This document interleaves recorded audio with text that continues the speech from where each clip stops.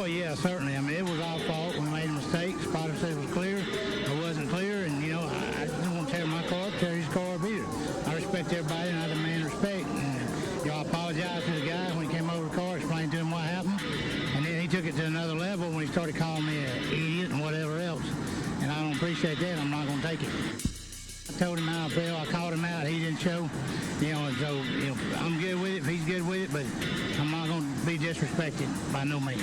Yeah, I guess I had a dinner date at Applebee's last night that I didn't find out until it was too late. It's a shame. Love their riblets and boneless wings, but...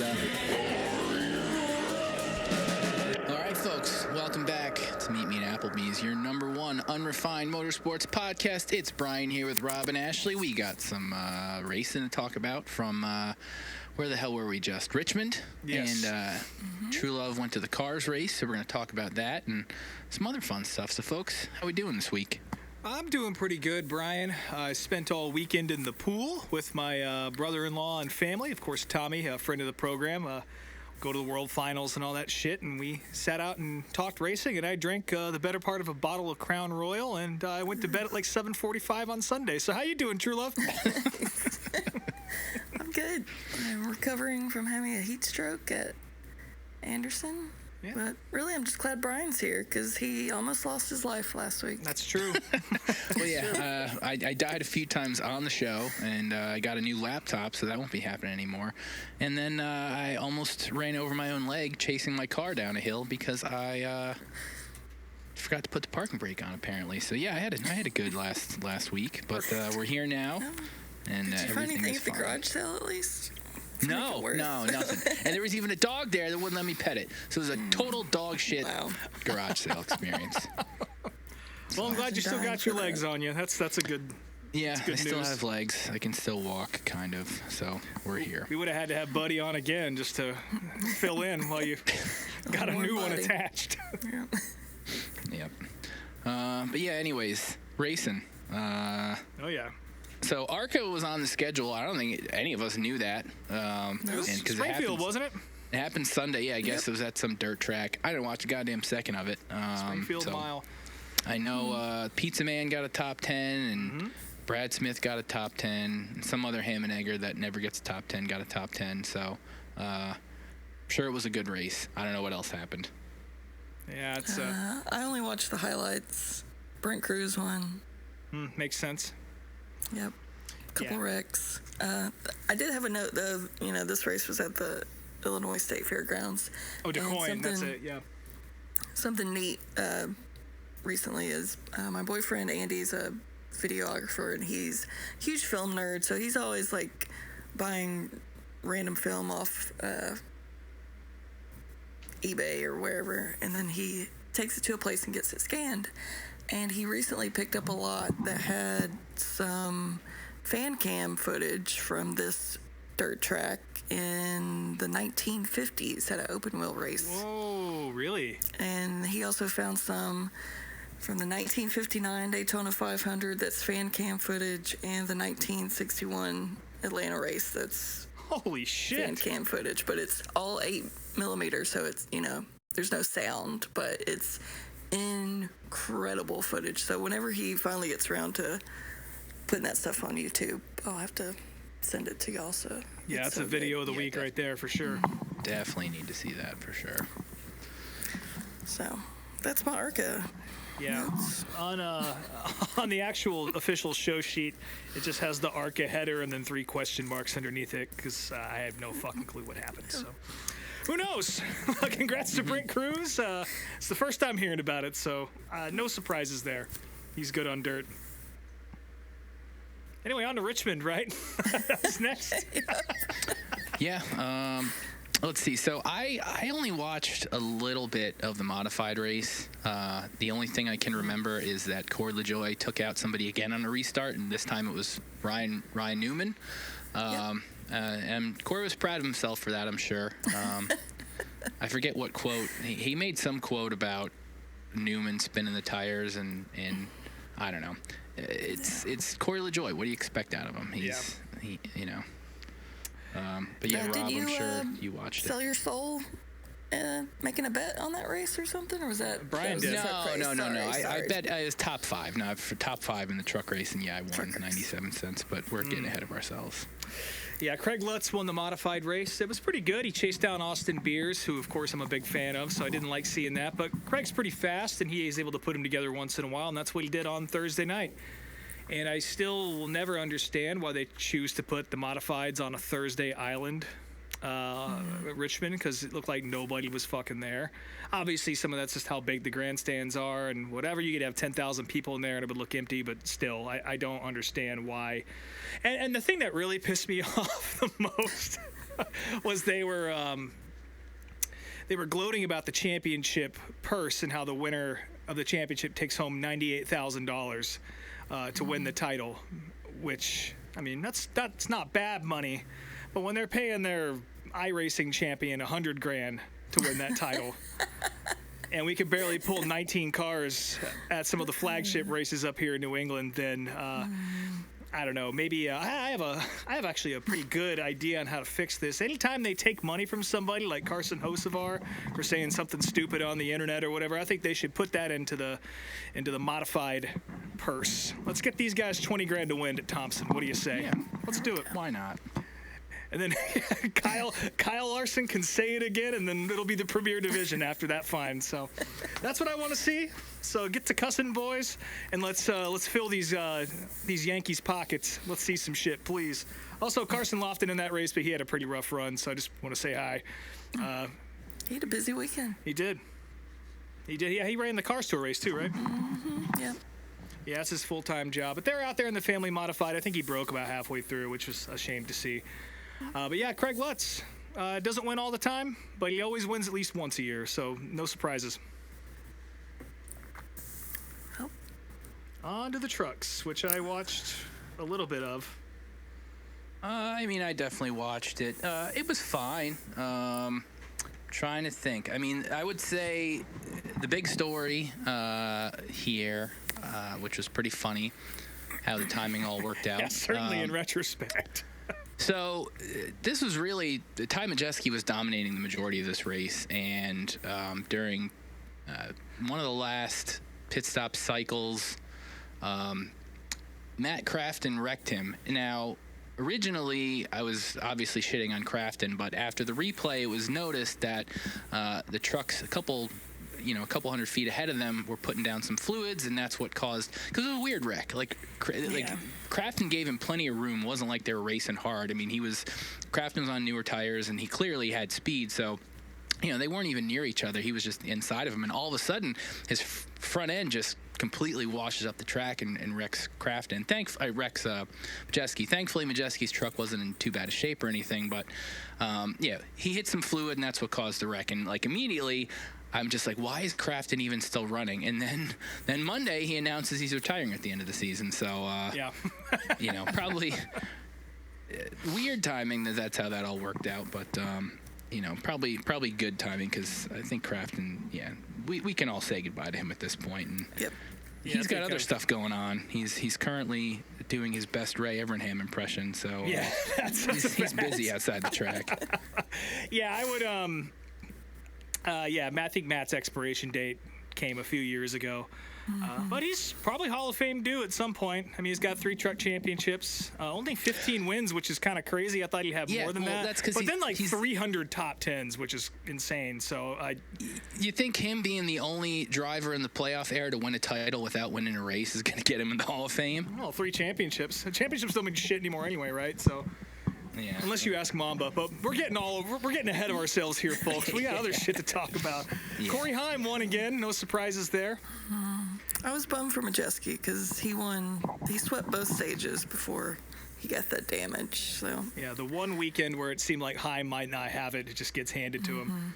All right, sounds like Corey Heim, I think we talked about it last week, the rumors of him maybe going to Spire. That seems to have subsided a little bit, and it sounds like there might be a home for him over at Sam Hunt Racing, with some select starts in a 2311 car, if they still exist at some point next year. I guess we'll see how that all goes, but I guess Toyota's maybe taking our advice and trying to hang on to their talented guys instead of just letting them go to Chevy or somebody else.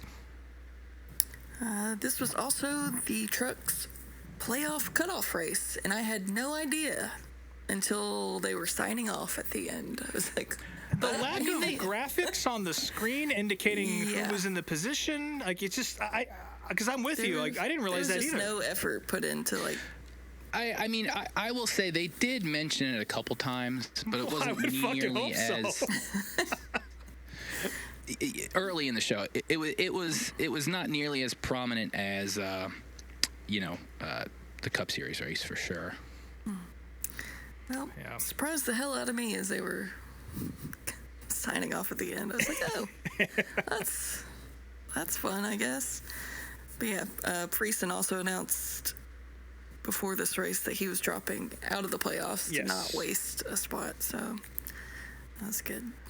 They did talk about that on DBC this week, and they were saying that the difference in prize money was only a matter of a few $1,000s. So not breaking the bank over there and not pissing anybody off. So that's a classy move. Yeah.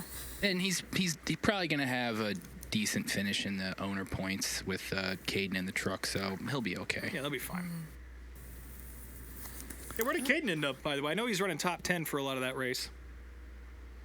That I don't remember because, I feel like something happened to him later in the race, but I could be making that up here. Let's see here.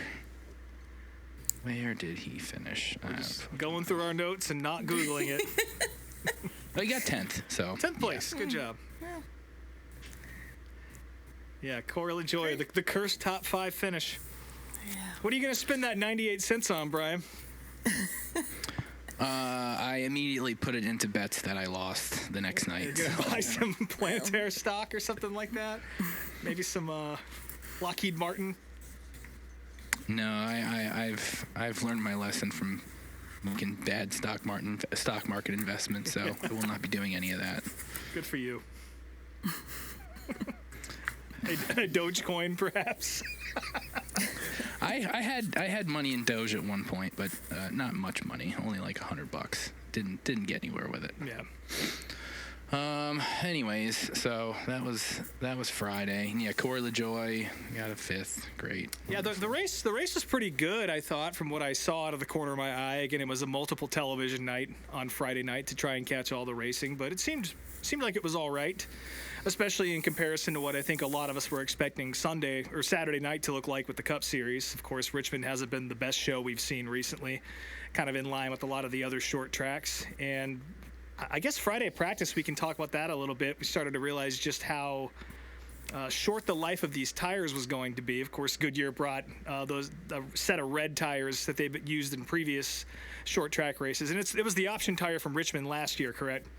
Yes, I think so. Yeah. And I think there was a slight variation on the right side where those were even softer or something like that. I can't remember exactly what they did, but a different tire package for this one, and they were wearing out very, very quickly, which fans of the Bristol race from a couple years ago, where Goodyear fucked up and brought Walmart shopping bags for tires.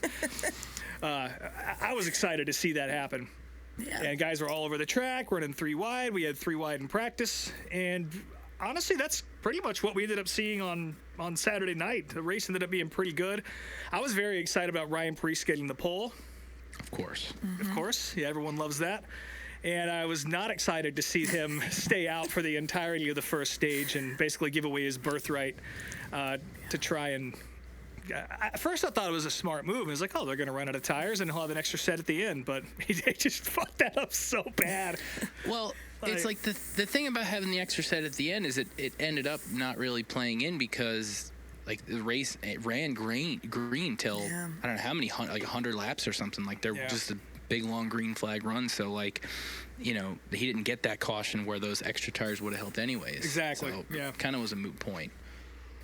Unfortunate, but yeah, I was also kind of like, what the fuck is happening? What is he doing? Yeah, Carson Hocevar did a similar thing, and it almost worked out for him, but his team managed to take that out of his hands. But we'll get to that in a few minutes, I guess. Mm-hmm. What else happened? Kyle Busch put on his terrorist hat. Yeah, this was a wild one. There was I guess you can call it a big one. I mean, it wasn't the biggest wreck ever, but yeah, he took out Chase. It's the biggest one that night. Yeah. Excuse me? It's the biggest one that night. Of course, yeah. I mean, there was only, I think it was the only wreck that night. But took out Chase Briscoe, who ended up taking out Chase Elliott, and then there were a bunch of other cars involved. Denny was one of them. Thankfully, his car was not really damaged. Like he got caught up, but like basically didn't really take any damage at all. He kind of just got like, Chase Elliott actually made it out of it. Chase Elliott actually made it out of the wreck. Kyle Busch was when Briscoe and Larson got together a little bit, or Briscoe kind of backed off a little bit. Kyle Busch and everyone behind him kind of got squirrely because it was 3 wide going into turn 1, and then Busch ended up slamming into Briscoe, which caused a huge chain reaction. The wreck is over, right? You think it's over. Done. It's done. It's far. Everyone's happy. We're moving on. And then what happened, Truelove? I'll let you tell them. Oh, well, Chase is just, putting along, getting by the wreck. And I don't know if Kyle Busch unplugged his brain or controller. rage quit or what. But he just, swung a hard left for no reason. Because it's not like he was trying to avoid anything. And clipped Chase and sent him head on into the wall, destroying his car and giving him his first DNF of the year. I did not realize taking that. out Byron while he was at it. So. Yeah, that's true. And Byron's team was mad at Elliott for some reason, and I don't know. It was a mess. Well, it happened so quickly that, when you watch the replay, you can kind of see how that went down. I don't think it was anybody's. Well, obviously, it was Kyle Busch's fault, but you know what I mean? It happened so quick. I don't know if a spotter has enough time to be like, hey, wait, and same for Chase's spotter, because he was coming down the track, but it was also his line getting out of there. So I don't know. I feel like potentially avoidable, but it happened so quick. And definitely avoidable, because there was just no reason for him to start going to the bottom, because everyone behind you that's avoiding the wreck is going to the bottom to clear. So I don't know. Yeah. He had the whole track above him clear. So. Yeah, so I guess I did kind of watch the ARCA race by witnessing that wreck. Yep. Felt very ARCA. I hope he never wins again. The odds are pretty good, bud. I don't think you really got to worry about witnessing that at this rate, anyway. We'll see. Some unfortunate stuff we had to witness. Bubba Wallace was really on a heater. He won stage 2, and they were fast as hell. He looked like he was on his way to his second victory of the year, and unfortunately came in for a pit stop, and something happened on their left sides, and he ended up losing a wheel. Like they knew they fucked up immediately when they dropped the jack too early. Yeah, they're banging on the car trying to get him to stop, and it looked like they were giving him a good hell yeah, buddy, kind of, but it was actually them telling him to fucking stop the car. Hell no. But Chase Briscoe's pit crew came to the rescue for the second time this year. He immediately stopped at his stall, and his tire, thankfully, followed him to the pit stall. Like a loyal dog. Yeah, stopped right where the car was, and thankfully they fixed it. And I forget what his penalty was. I'm assuming he had to pass back through or something. So he got a pitting outside of the box penalty, which they didn't mention on the broadcast at all. It was just shown in the left-hand corner of the screen on the penalty report, which I was confused by, because I remember this happening earlier in the year where there was a loose wheel, and maybe it didn't come off the car. They just caught it in time and then pulled it into a different box. I think it was Briscoe's crew again, right? Yeah, it was. Yeah, with the Bell. With Christopher Bell, that's what it was. But Bell still got, in that instance, he's also got a pitting outside the box penalty. Did he? Okay. Yeah. For some reason, I thought he hadn't. It confused the hell out of me. Thank you for clearing that up. But yeah, so that is the precedent set. But yeah, a little insult to injury there. But kudos to that Goodyear. The tires I thought were great on the racetrack, but also on pit road. Very heads-up move by the tire to put itself in position for those guys who just basically bolt it back on and send them out there 38 laps down or whatever you get for doing that. I thought it was funny. Briscoe shared his radio audio from that, and he's like, I'm just out there logging laps, and all of a sudden James is on the radio screaming to put the tire on and get the tire. Yeah, that was funny. Let's see here. Cody Ware, I don't know what was going on with him and John Hunter Nemechek that night, but Cody Ware tried really, really hard to wreck John Hunter, and once again failed. Well, John Hunter had spun him out right before that and brought out a caution. Oh, okay. That's right. I think he was the only other caution of the night that was like a natural caution. So, and there was a good. Somebody tweeted the video out of this happening, and a very good zinger by someone named Matt. Go Pack the Bears. I don't know what the fuck, that's his dumb screen name, but Cody was hitting John Hunter Nemechek so much you would have thought they were dating. So that's a good little response. And we also had Ty Gibbs driving around on fire for like 10 laps. Oh yeah, that was strange. It was a rotor fire, wasn't it? No, I don't even think it was a rotor fire. It was some sort of tube or something, because like he thought he was losing his brakes, and then his brakes were starting to come back, and then he was losing power, and yeah, his car, he was just running around on fire for like 10, 15 laps, and I guess it sorted itself out because he did finish the race. So whatever. It's a shame that he finished, but that's fine. Yeah, but he was most definitely on fire. Yep. Big time. And that's it. That's all that happened. I'm pretty sure. Nobody won. Yeah, nobody won. Nobody won the race. They just ended it there. Yeah, the broadcast just kind of, the volume went down and the screen went black, and we all forgot about it. We moved on with our lives. I do remember a little bit what happened. I don't know what is going on with RCR, and I don't know why they brought Austin Dillon a winning car 2 years in a row to only this race. The only thing they're good at is Richmond Only this in race. the fall. It's unbelievable. But Austin Dillon, once again, you have to hand it to him, even though we're not fans, but they pulled it off. Dick stomping. Absolute dick stomping. Yeah, didn't have to fucking wreck anybody. It was just like last year, except there were no ill-timed cautions, and he ends up making it into the playoffs from 28th to in the playoffs. So which Kyle now Busch we can has bitch not about done. that. So yeah. And Kyle Busch Hater Nation can clap at that. Pop's happy. He was thanking Pop, of course. And I think he had some other stupid quote that was just like, I don't know what. Oh, he's talking about the Bible and shit. I don't know, whatever you'd expect Austin Dillon to say. Who's your daddy quote? Oh yeah. Oh yeah. Who's your daddy? Yeah, that's it. Crossing the line, saying who's your daddy. Well, your daddy is also Mike someone Dillon. who never really succeeded. I just couldn't focus on anything but those giant veneers protruding out of his face. Yeah, you're not the only one. I think everybody on the internet noticed those. Way too big for his mouth. Sponsored by Buc-ee's. Ought to be.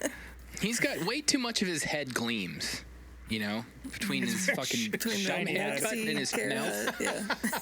Too much shine on his head. But yeah, people trying to pin a redemption arc on this, I refuse to do that. But it is impressive how good they are at this one race and seemingly nowhere else. Maybe Charlotte once in a while. They'll pull it out. He has some decent runs here and there where he'll get a top 10, but yeah, I mean, I don't know. It's very definitely old school, for a team that's been nowhere all year to show up to a short track and just have it dialed once a year. Yeah. It's like some Brett Bodine shit, I guess he fell off a ladder last week and broke a rib. Oh, so let's try that he won again. a race with a broken rib. Let's I not didn't give him see any this. more credit. I'm not. I didn't see this, but apparently when he won, someone in the audience or in the crowd tried to give him a beer, and he turned it down because of his rib. I was like, What? You've earned it, dickhead. Yeah. You can have a beer now. Fuck's sake. I'm sure they got some stain his veneers, I guess. some Appletinis back in the trailer that they can work on. But yeah, it was an ass whooping. It is what it was. Yeah. And Austin Dillon now in the playoffs, which is cool. I guess I don't know. I guess Shane Van Gisbergen's probably a little happier. He doesn't have to deal with fucking Alex Bowman now, or presumably he won't. But I don't know. How does that sit right now? Is Alex?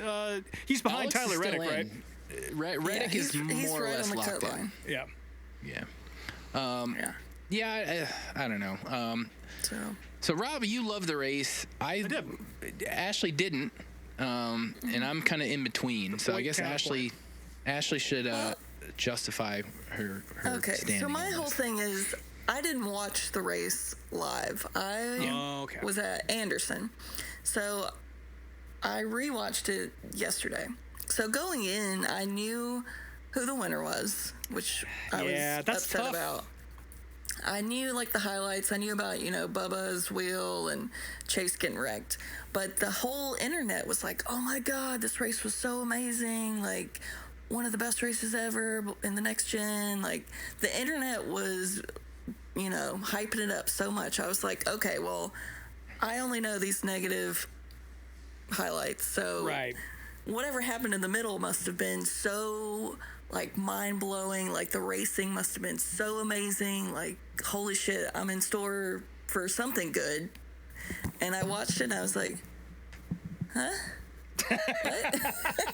Because I just didn't see any, like, hard racing. I just saw, it was like watching, okay, who's going to put their tires on when? And just, like, cycling through the whole time. I didn't see any, like, door-to-door, good, exciting racing, except for Blaney and Austin Dillon for, like, 10 laps. I mean, that was really, really good. That was certainly the highlight of the show.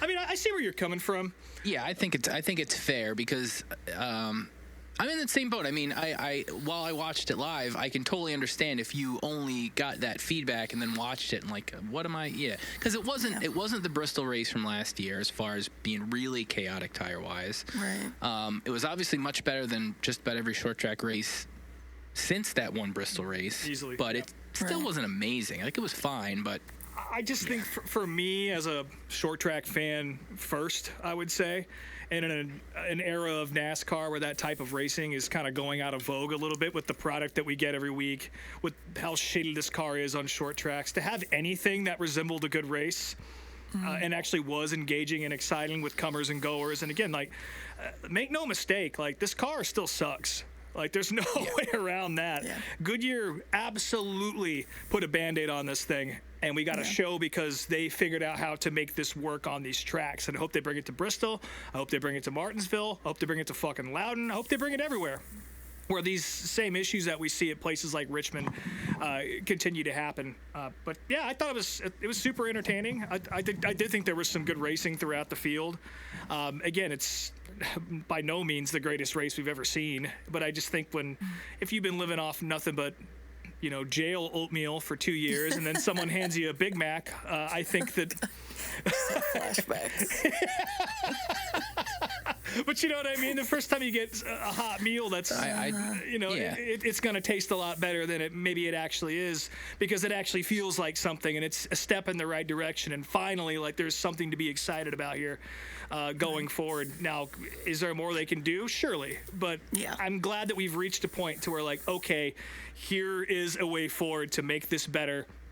And, give it a few races, and I'm sure these guys will figure out how to stretch these tires 60, 70 laps, whatever, and we'll be right back to where we started. But these teams are smart. They'll figure it out. But it was a nice breath of fresh air after a summer of road courses and shitty short track races and et cetera. So that's probably where my shining review is coming from. But, yeah, was it the greatest thing I've ever seen? Absolutely not. I definitely wish they had that tire in Iowa. That's for fucking sure. Yeah, no shit. Let's see. So, yeah, I mean, that pretty much wraps up Richmond. Shout out SVG, finished 14th. That's my last note. he did get a top 15 out of it, so there you go. Good. I think he was in the top 20 most of the day. So. And he was running a real wacky line too. That was like way out in 3 and 4, like on the outside, like not even anywhere near the racing line. So it was interesting to see him make it work. So that was cool. He said he'd been studying Hamlin's SMT data from there. So yeah. Yeah, so that is Richmond. Let's see, moving on.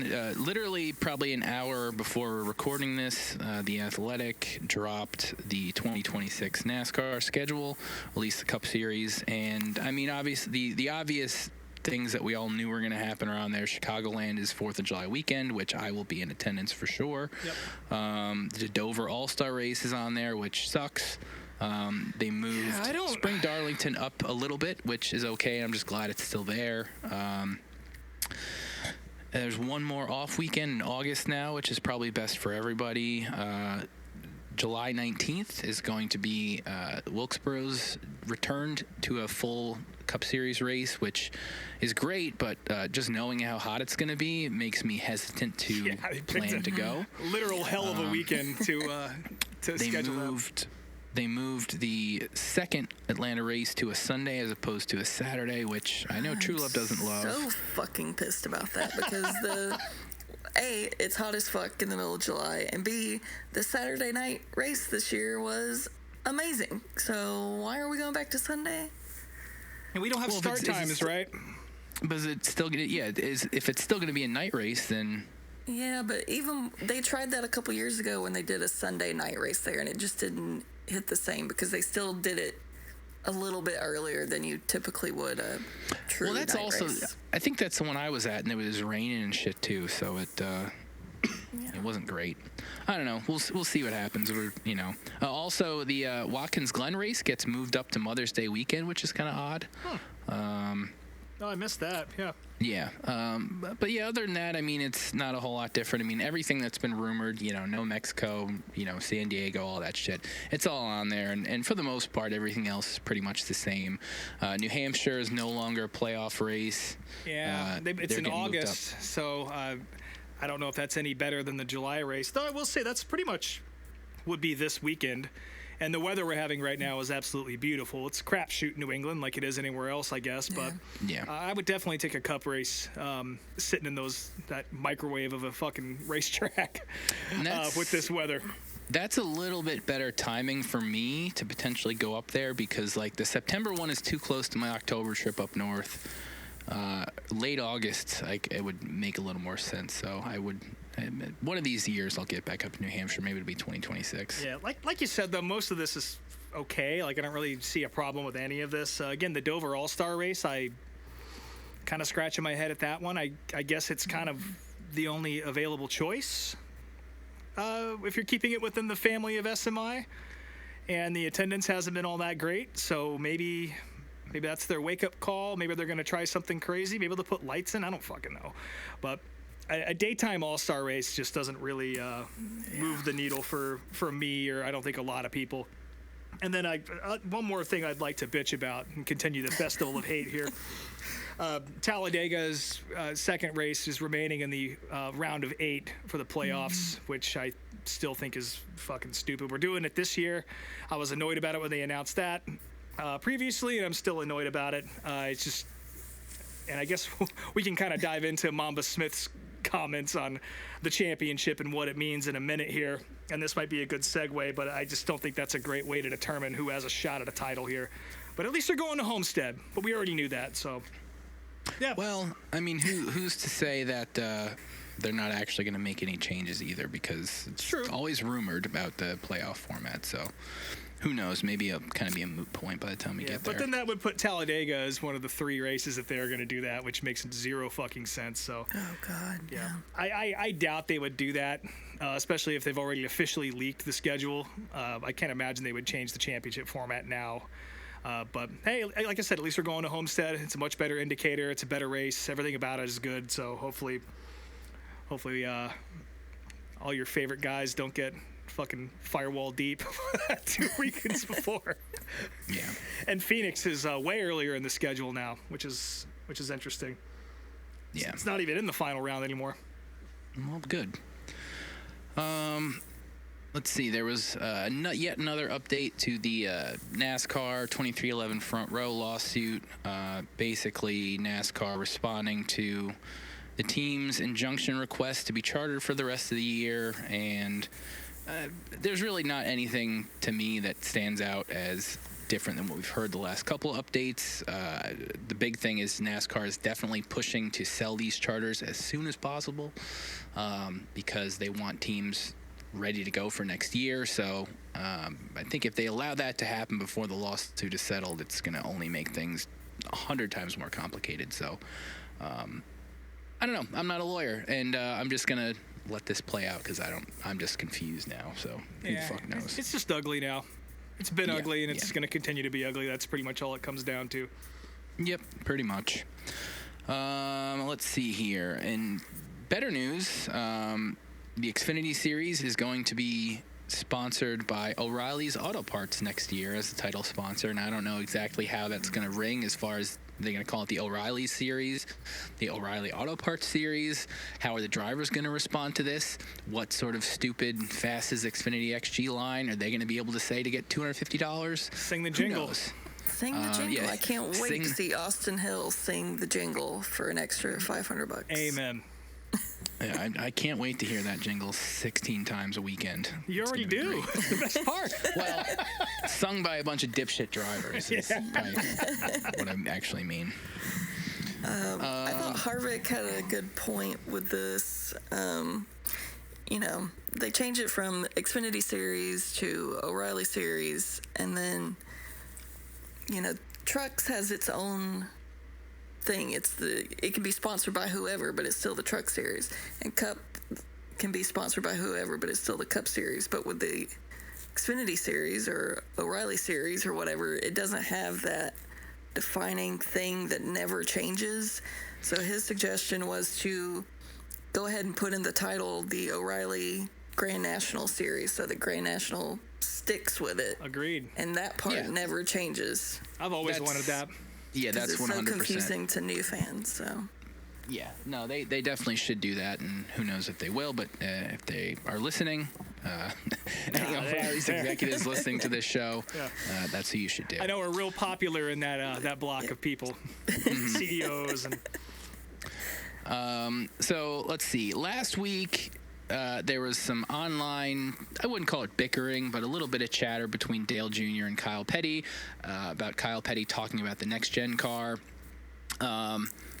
In another update, Kyle was on the Petty Family podcast thing that they do at the shop, and Richard was saying the tires were wearing out too fast. So we should just stop listening to what any of the Pettys have to say about what's happening in NASCAR now, because they're all just washed. Their opinions are all fucked. Just leave it at that. But why I'm bringing this up is Kenny Wallace on his Coffee with Kenny, normal YouTube series. He was talking about this chatter, and he left us with this line in discussing the beef between Kyle and Dale Jr., and I'm just going to play it now. yep. Oh, my fucking phone. I go to play it, and it doesn't want to play it. So hold on. Stand by, What the hell is it folks. doing? It was going to be so professional for just a second. Oh, I was still okay. I figured out what the hell was going on. Okay, where's the clip here? I did it. Hold on. Do you want me to play it? No, I got it. Dale Jr. having beef, I'm here for it. You know, me and my wife argue and we still love each other. She still makes love to me when we go to bed. Oh, he did not say that. Oh, yes, I did. Oh, yes, I did. That man has the most patient wife Yeah. on this planet, definitely in the state of Missouri. Well, speaking of his wife, just earlier today, he posted on his Instagram that Kim dug out all of his old fire suits, and I don't know if they're going to be for sale, this garage sale, but they still have the Texaco Haviland one from when he filled in for Ernie Irvin. So I need to get that. If he's selling it, someone needs to pick that up for me. He posted on, I think, Twitter some pictures of his corner of memorabilia that's for sale at the garage sale. Oh, okay. I'll have to Very go cool. It's like some look at helmets that. and stuff. But yeah, can you imagine what kind of text messages Kim's getting Whew. after that clip? Oh, boy. Because everyone's got her number Phone now. number, yep. Oh, yes, he did sleep in the garage. No, yeah. So the picture you're talking, I just looked at his Twitter. The picture you're talking about is the one that I'm talking about of her. I This saw isn't another nec- picture. It was some Did ya? helmets. Okay, I'm looking. It's Here we further go. down. Yeah. Yeah. I'm looking here now. Okay, so yeah, let's see here. $500 for some of these helmets, $500 for these suits, but they're all newer ones, so I don't really care about any of those. And then Oh, some you get to shitty go in their die house? What's that? No, Shop it's on in there? his. It's going to be in his race shop, so it's not in the Their actual race house. shop looks like a home. Well, the race shop is up the hill from the house. It's on the same property. You'll find a way. Remember the time that guy like just showed up at his house and let himself in? I 100% remember that. That'll be Brian. Yeah. Well, no, he lives in fucking Missouri. I'm not driving to Missouri for some shitty die casts. It's not happening. So Good cover. speaking of merch, let's see here. RFK did a very fun video, kind of like a infomercial style video.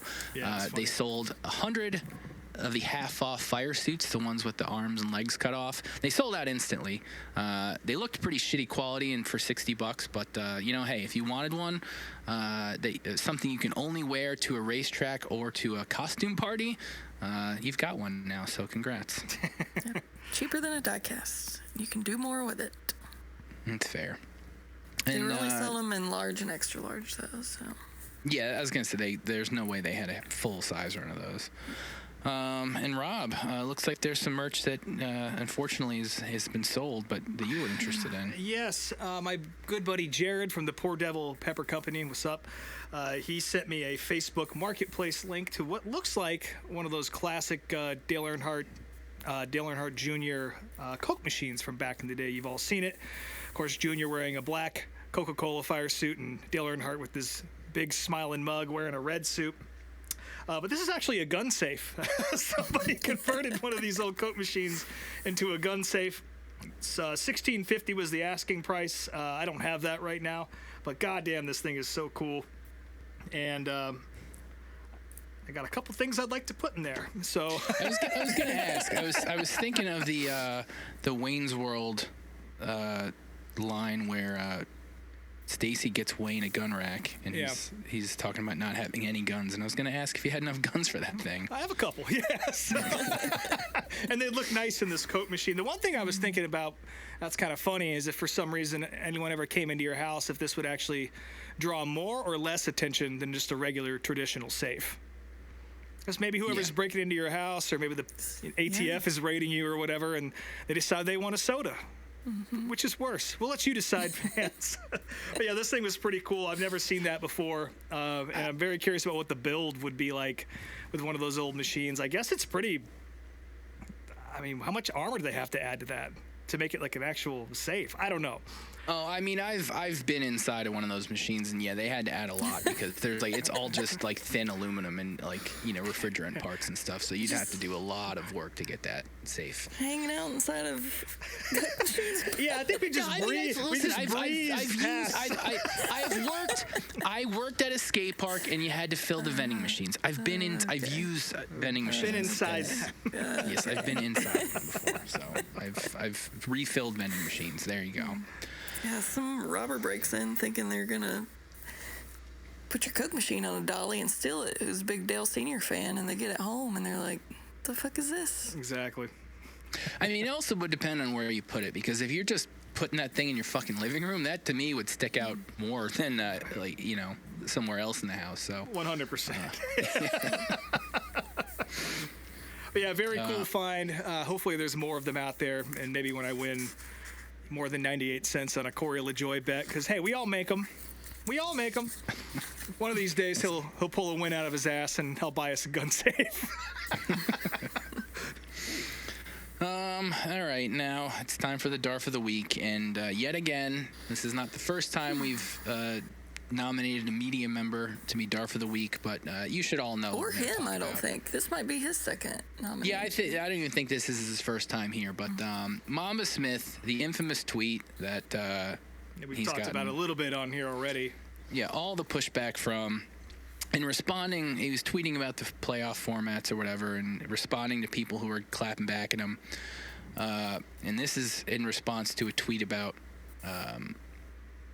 let's see. Why isn't it good, buddy? The point of the championship is to crown the best driver. That's the purpose. It means nothing if it doesn't do that basic function, which the playoffs consistently fail to do. In reference to all these, Joey Logano, all these guys getting into the playoffs from the 20s and the points. Mamba Smith replied, "The point isn't to crown the best driver. It's to crown the best team who executed the best when the pressure was at its highest and the lights were the brightest."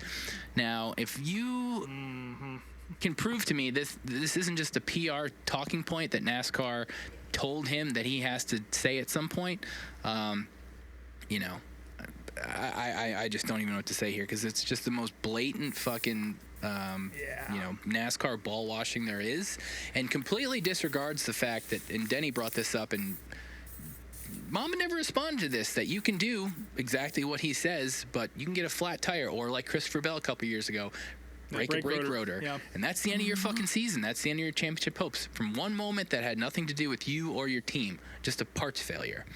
It completely, you know, ends his argument right there.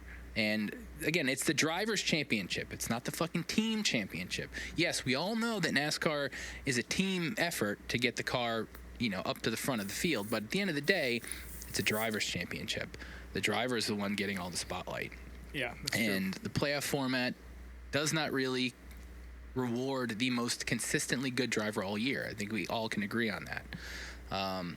Yeah, certainly. So, not. I mean, I think I think you hit it on the head when you said that, you know, he's essentially a cheerleader for NASCAR. I mean, the guy's unofficial title is NASCAR's chief hype officer. Yeah. So it's his job to say shit like this. And I think maybe people are going a little too hard on the character of Mamba Smith here. Not his actual character, but like the guy he's supposed to be within the organization. You know, of course he's not going to say anything that's counter. He's not going to go out and say, yeah, this shit sucks, man. Austin Dillon's a chump and he has no place in this sport. He can't say that. He's not paid to say that. And I think that maybe he believes differently internally, but he would never be able to say that until he's not getting his checks signed by NASCAR themselves. So, yeah, just a real bad take. And if that is actually coming from the organization itself, I mean, I think it's something we all already know, but it's pretty telling on the direction that, or how NASCAR actually looks at what this championship means now. And it's certainly something different than a lot of us old heads would see it to be. Well, yesterday, he spent the whole day yesterday going through and responding to tweets. Like, he just continued to dig his hole deeper and to like double down on everything. And I think the tweet that I saw that annoyed me the most, that he responded to someone, he said, Mama said this, he said, if we pull up to the last race and all someone has to do is finish 15th or better, no matter what anyone else does, that's not good. Like, yeah, it could still happen. Yeah, still happen. When he was talking on Harvick's podcast and trying to explain himself, he even mentioned, like, oh, Alex Plou's already the champion. That's bad. I'm like, no, it's not. Like, it isn't bad. He fucking won 8 races or whatever the fuck this year. That's dominance and it's excellence, and that happens in motorsport sometimes. Yeah. I appreciated Hamlin responding to his tweet saying, oh man, yikes. And Harvick too also you know, called him out a little bit and asked him if he was drunk when he sent that tweet. So you know, it's about as much as he could push back on it, but at least he did a little bit. So yeah, Mama Smith, I am sentencing you to be the hype man for Bowman Gray Stadium. Try to defend that product. So at least they can crown a fucking champion. Yep. It kind of in that same vein, NASCAR had posted something today. It was like a picture of William Byron and a quote from William Byron. And Byron had said, no one's running away with this thing, which is going to create a really crazy playoffs. And Hamlin commented under it, can't run away when you reset every 3 weeks.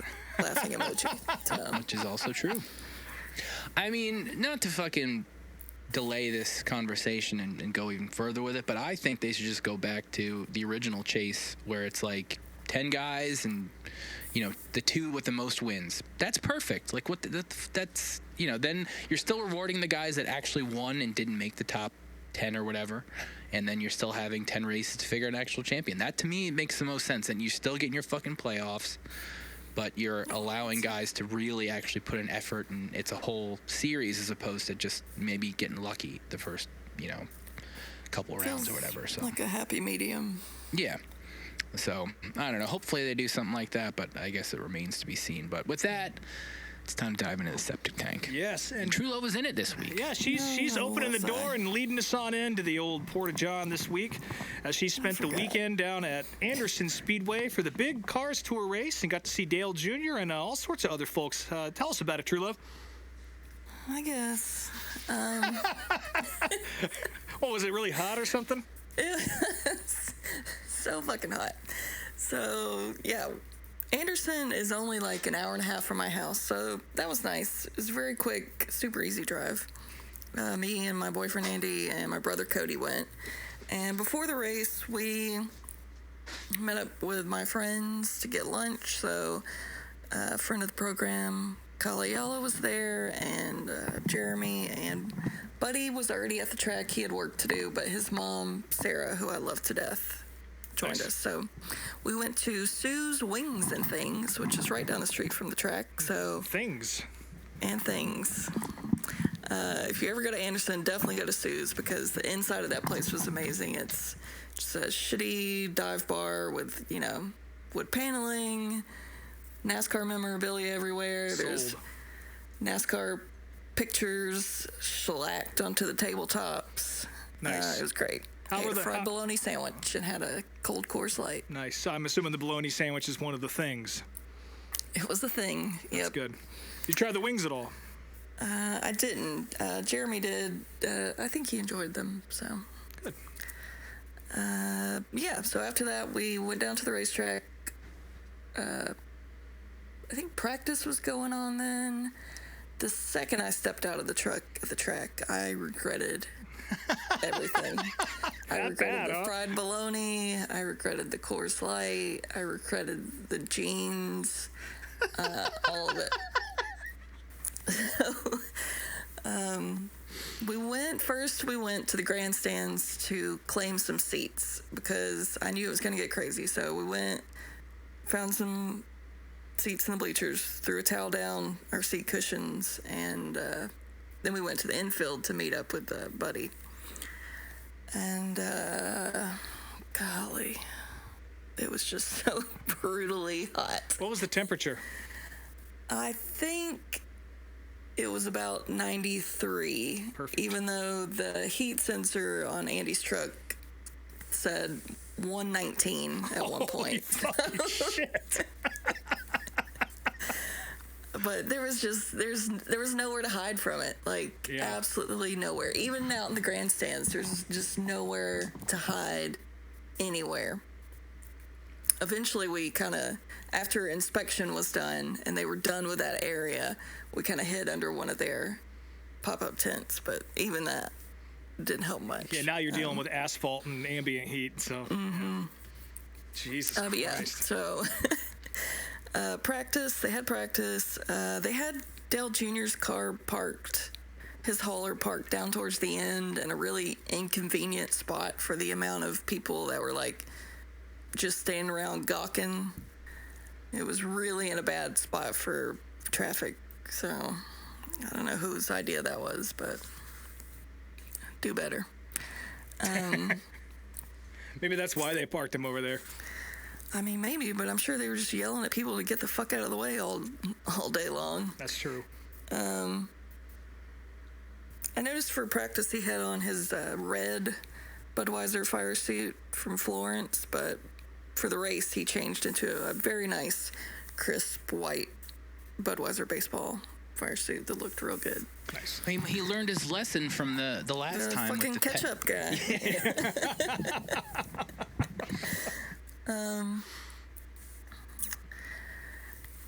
Buddy's mom had a chair set up in turn 2 to watch on the infield, and it was real close to the track, and it was a great view too, but like that's all you could see was turn 2, so I was like, I definitely don't want to stay in here for the race. But that was about 3:30, and I realized that there was zero other on-track activity till 5, and I was like, I physically can't stand in this direct heat doing nothing for the next hour and a half. So we decided to go back out to the truck and blast the AC for the next hour. Sounds like a good choice. Yeah. So yeah, did that. Chugged a bunch of water. I was really kind of panicking at that point because I thought I was either going to pass out or die, and my like fight or flight senses kicked in. I was like, the only thing on my brain at that point was I need to get back to Sue's in the air conditioning. But I didn't. I calmed down and I changed into shorts in the back of the truck. There you go. I was going to say, did you cut your pant legs off and make your life easier? Luckily, I had some shorts, so didn't help much, but helped a little bit. Went back in about 4:30 before qualifying. Let's see. Dale qualified 22nd. Not great. He's not great at qualifying late models. No. I will say, talking about Dale and his gawkers, man, there were just Darfs everywhere. I mean, this man, we all know that Dale Jr. can't go anywhere without getting hounded, but you knew where he was at all time because there was a mob, just like, it was just a crowd of people moving, following him. I felt bad for him because it's so fucking hot, and he's there to like put on a show for us, and I don't know. Yeah. There was this one guy specifically that stood out to me who, he was an older gentleman, and he had just, his arms were completely full of like giant photos, giant prints, like signage, programs. Like it was like spilling out of his arms, like overflowing, and he was just carrying this around all day long. And dangling from his hand was a grocery bag with 2 hot Michelob Ultras rolling around in it, and he was just in the way all day. And I just can't imagine carrying around all that bullshit to hound Dale Jr. to try to get a sign. Did he ever drink the beers? In that heat. I don't know. But Kyle pointed out to me the next day that he got on Facebook and noticed that there was a huge influx of Dale Jr. merch available that all said up under it, signed in person. So all the fucking vultures that were there on Saturday got that shit up ready to sell the next day on Facebook. So that sucks. Fuck y'all. Yep.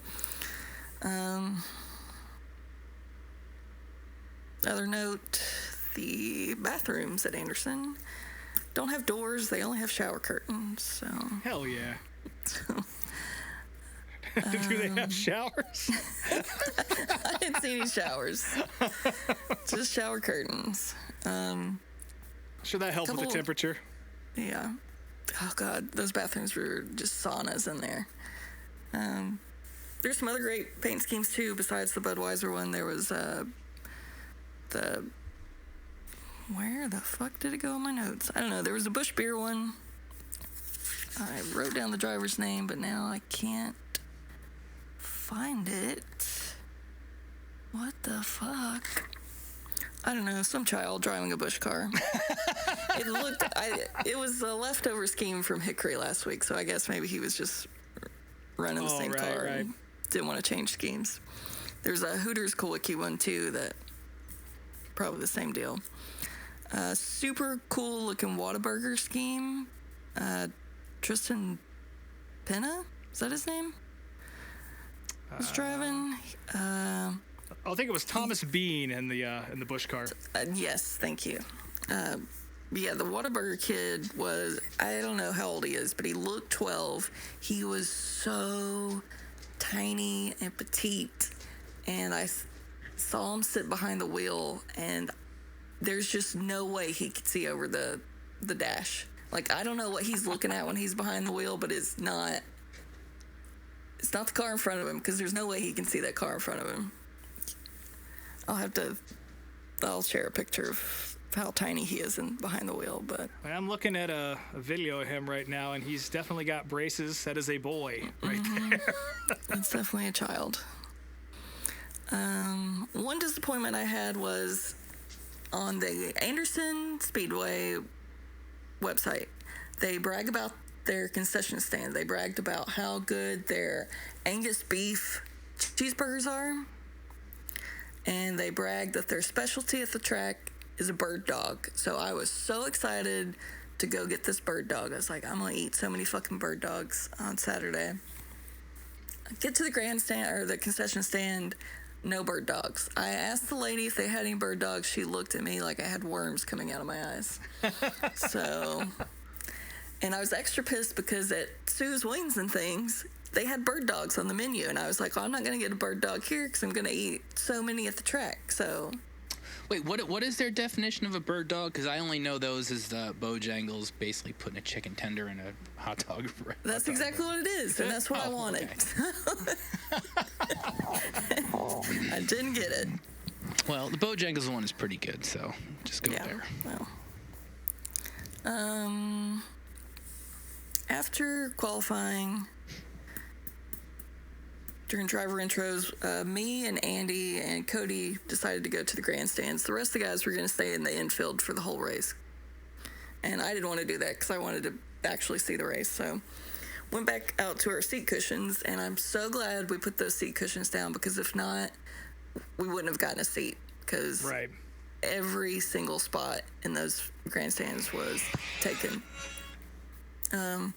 About the time we sat down, there was a storm rolling by nearby, and they thought it was going to come over the track, but it never did. But I guess lightning struck within the area, so we had like a 30-minute lightning hold. They come over the speakers telling everyone to seek shelter. There's a storm in the area, lightning, it's going to be pretty bad, it's coming our way, please seek shelter. Where? No one moves a muscle. We all just keep sitting there. So then some of the young whippersnapper drivers come out on the front stretch and start tossing footballs back and forth between them and the grandstands over the catch fence. So they're on the far end, like where it's grassy, like tossing it over the fence to children back and forth. I think it was like Doug Barnes Jr. and Connor Jones. So they're doing that for a while.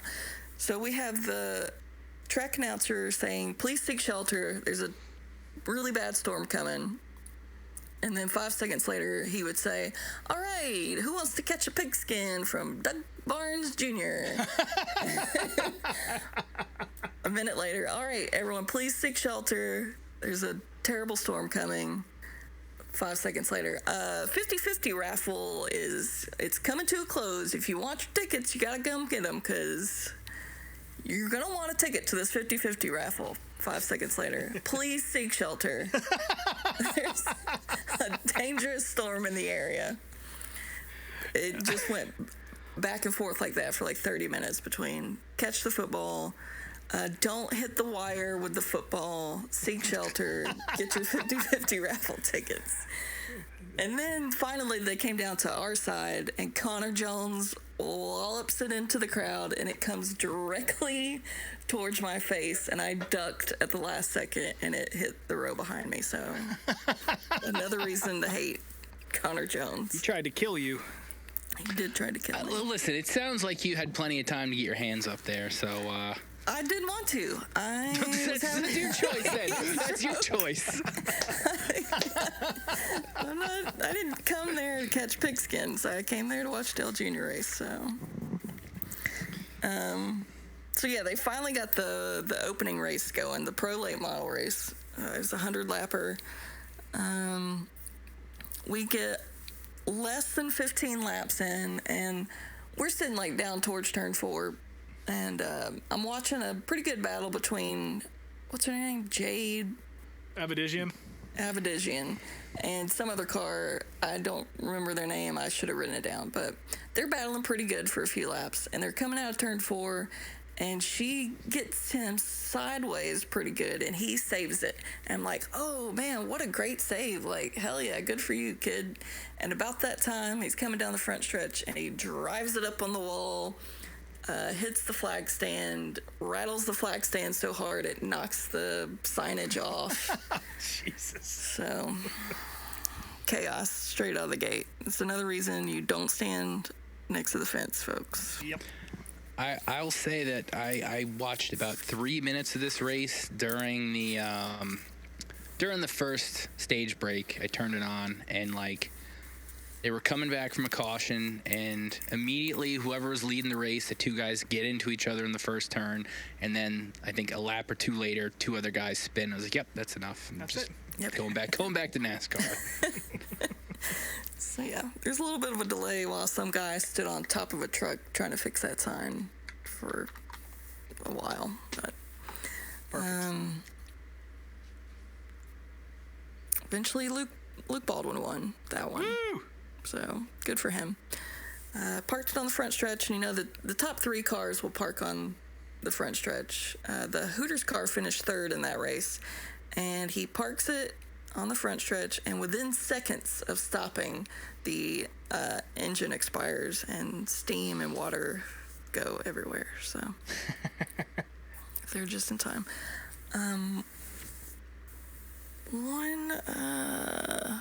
Where's my note on that? Not that one. This one, maybe? I don't know. Another thing that I watched that was probably more entertaining than the race at sometimes was the the very first pit stall at that track. So I don't know who's in charge of this, but they have a whole entire long pit road. There's plenty of space, but every single time a car had an issue, it would come into the pits and park in the very first pit stall, which is the most narrow part of the track. And then other cars that would want to come in while that car was parked there would have to squeeze in between the car in the first stall and this super tight opening. And there's like crew guys' legs hanging out from under the car, and you've got one track official trying to save these guys' ankles, and it was just chaotic all night long. And when it first happened early in the race, there's a guy parked in that stall, a car comes in not knowing that, tries to woe up and can't fit, and instead it hits the water barrels at the opening of pit road, knocks the water barrels over because it can't fit, and then they pick up the water barrels, and about 5 minutes later I watch Carson Elledge come down there and stand behind the water barrels next to the pit wall that's like closest to the track, like on a live pit road. I can't explain it properly. I'd have to show like a photo or video that I took, but like it's a live pit road, and she's standing in the middle of it, essentially behind these water barrels that just got knocked over, with her arm in a sling. It was just what's the DBC that they do, the Idiot of the Week? Oh, that it's was her. Shit show. The shit show now. Yeah. Well, that was her, was standing next to those water barrels on a live pit road. But yeah, all night long, it was just the same issue. Like, the entire rest of the pit road was open. Like, move these cars the fuck away from where everyone else is coming in at the narrowest part. So that was my, like, what the fuck are y'all doing moment. Sounds par for the course. Well, I'm surprised that no one was seriously injured. There was another injury on pit road later where there was a caution. Several cars came in the pits to work on some stuff, and one car pulled in and gets surrounded by crew guys, and then the engine expires. Steam and boiling water explode everywhere. All the crew guys are in shorts. All the guys in these cargo shorts go running because their legs are burning from the boiling water that's being put on it. There's a lady standing there holding a baby next to this car. Luckily, the baby wasn't injured. In the pits? In the pits. And then they had to delay the race more so that the ambulance could come in and haul that one guy off because his leg burns were so bad. So Holy shit. That's why they make you wear jeans or pants up here in the north.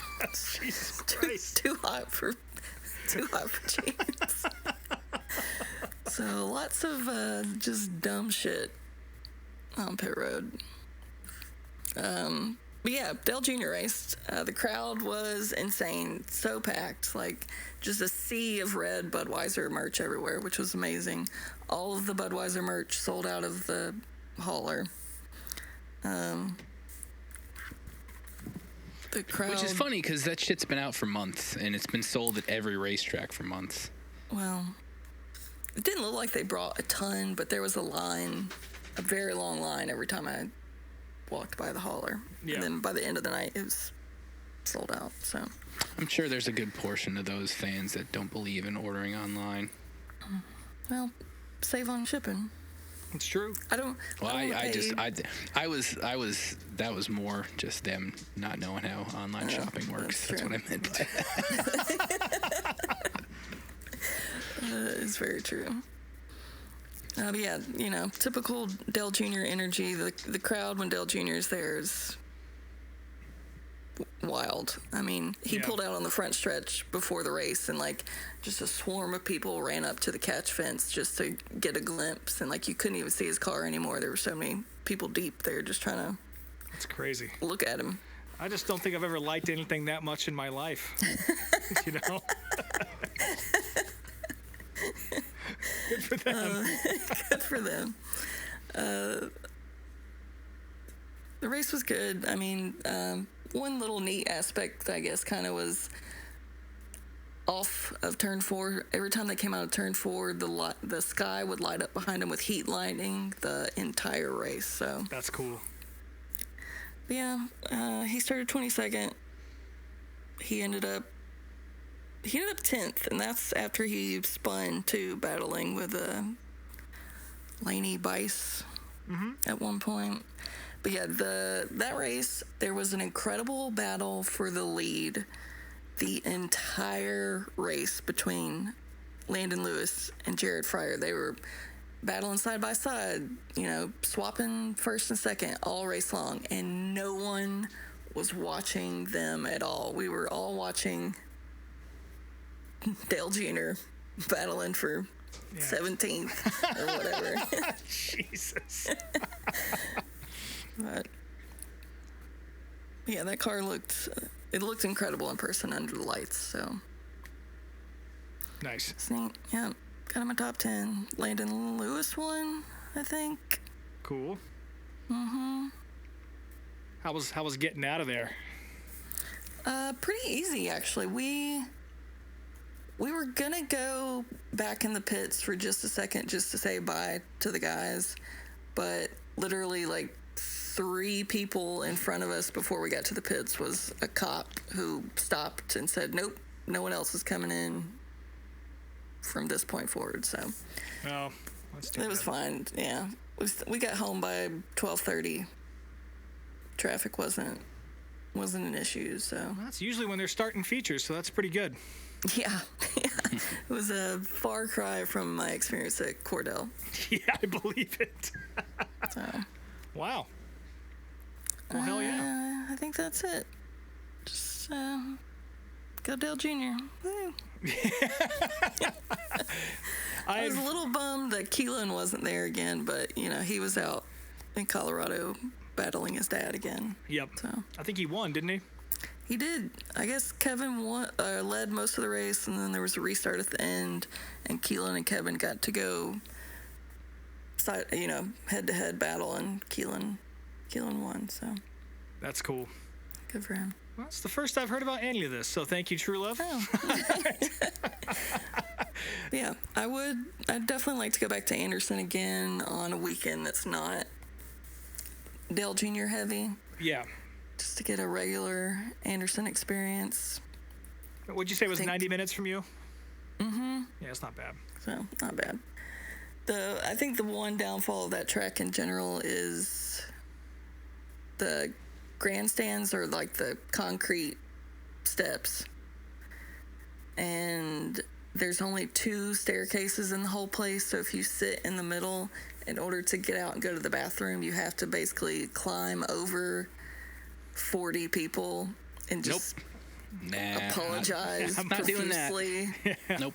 No, thank you. Which was fine, except for the people sitting to the right of us was this old, drunk, shirtless dude who got up probably 30 times throughout the evening to meander back and forth. It seemed like sometimes he would get up and get halfway down the aisle and forget why he was up or need to go back and ask his wife something, and I was very over him. And there was one lady sitting in front of us who liked to stand up a lot, and her large chest blocked the entirety of turn 4. So now let's not be too harsh here, you know. well, she's not an older lady. That doesn't matter. Well endowed. God bless her. Well, it sounds Just like the ask other. Uncle Kenny. Yeah, it's true. Oh yes, I did. I would say the other problem would be the shower curtains. That really bothers me in a way that I can't express. But I am also the fan of the troughs at racetracks. So I guess Well, I should have asked the guys if there were troughs. They did say that there were shower curtains in the men's. I think it's implied that there are troughs in there. Yeah. There was one point where I went to the bathroom and there was a lady trying to change this toddler's diaper who I guess had just shit everywhere. And she was trying to wipe this child's ass, and it seemed like she was just having the worst time of her life. Like, it was never ending. She was like, why is there so much poop? There's poop everywhere. And she was like, this is our last diaper, so you can't mess this one up. And she's like, just having a terrible time. And about halfway through, I hear the child go, I'm still pooping. It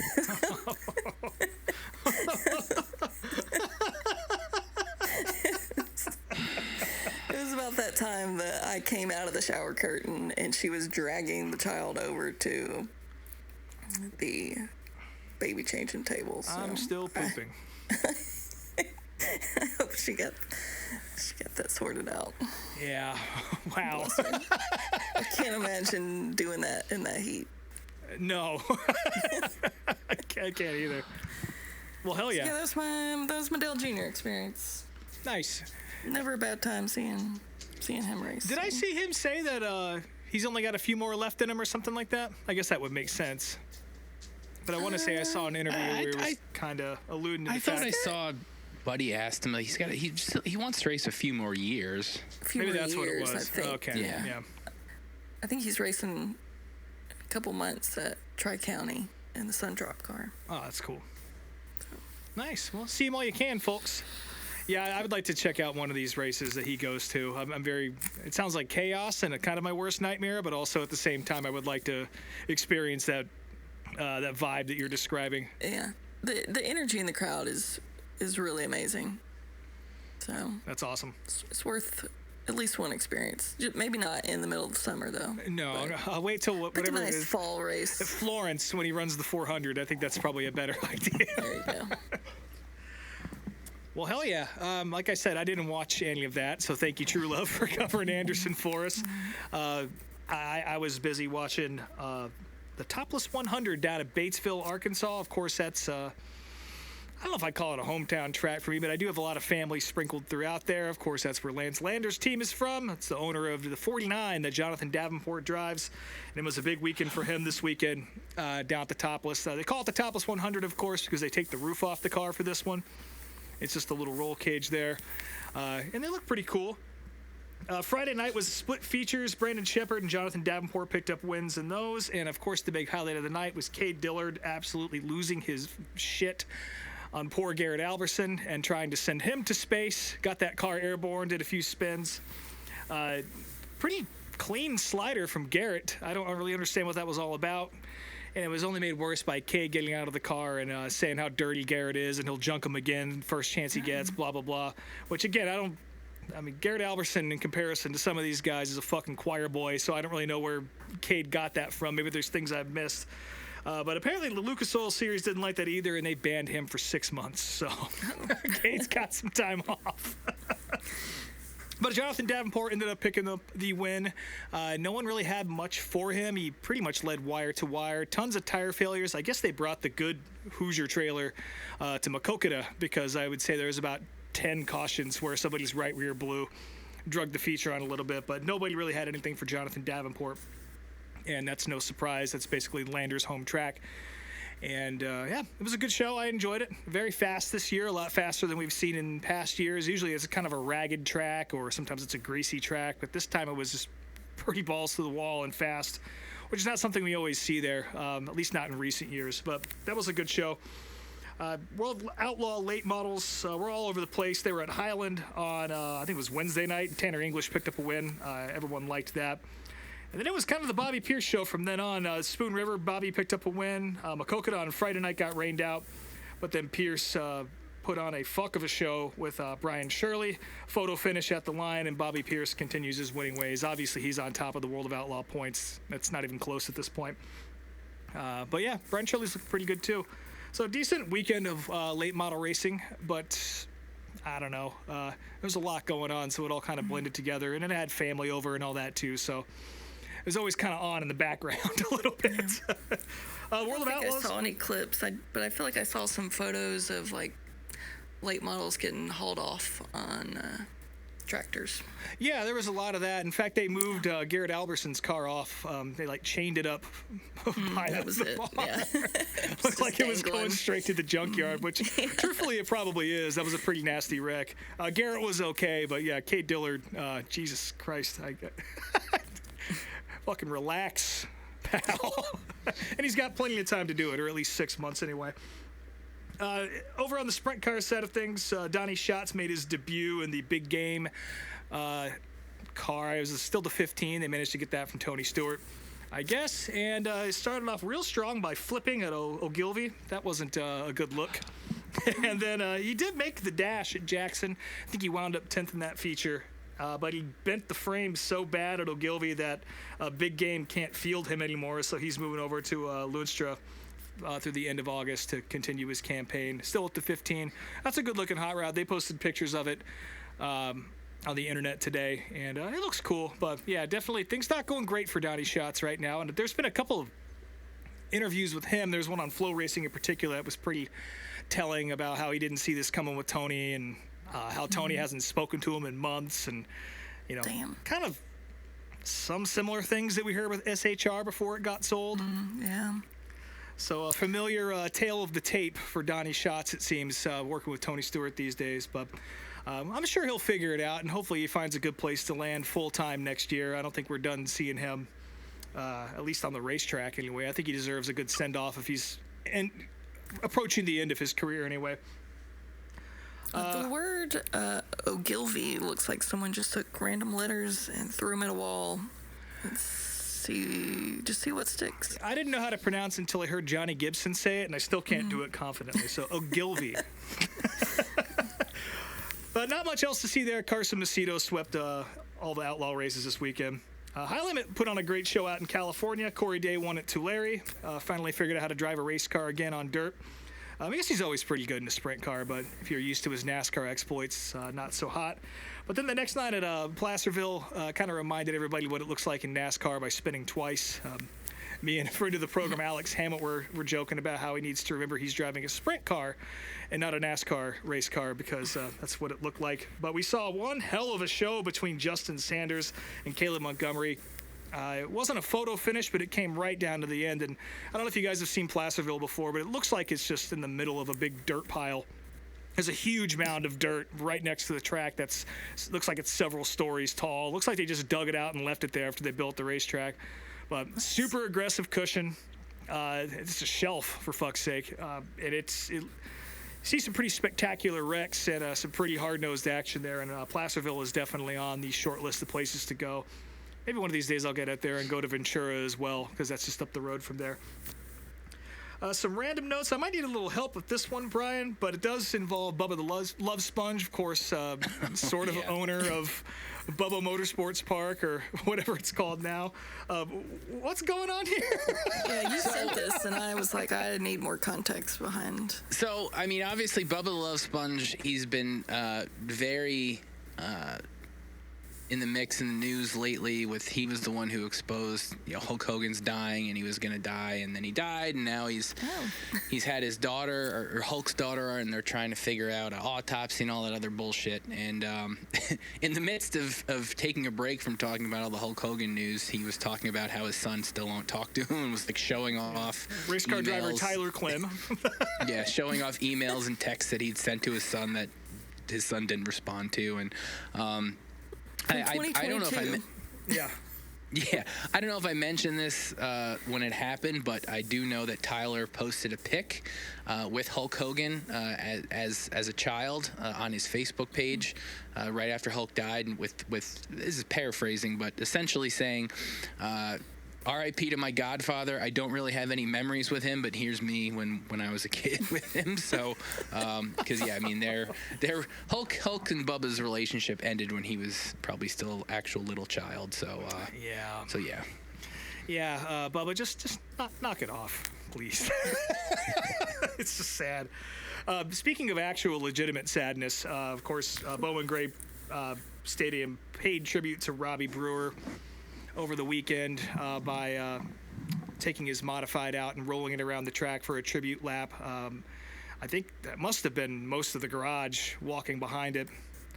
For all the things that Bowman Gray can do wrong in the eyes of most of the motorsports world, and I'm a fan of that place, and even I can say that, it's a little goofy sometimes, but they did this right, and they paid amazing tribute to him. I'm sure we'll post a video of it, but that was a really beautiful tribute. It was, and again, still I know all those folks are hurting right now, so thoughts and prayers still with them down at Bowman Gray.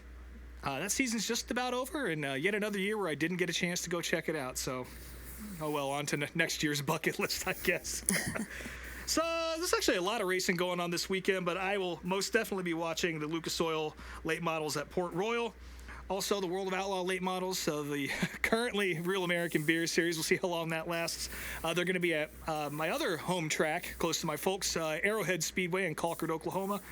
Really wanted to try and get out to that one, but instead I have booked a family trip around the World 100. So I'm actually going to that this year. It was a little kind of iffy if I was going to be able to have the funds and the time to be able to do it, but I managed to parlay a trip to Eldora and to see my folks. So very excited about that, but it is at the expense of Arrowhead. It was going to be this week into the World of Outlaw sprint cars later on this year, but nope, going to Ohio instead. So I'll see you fuckers out there.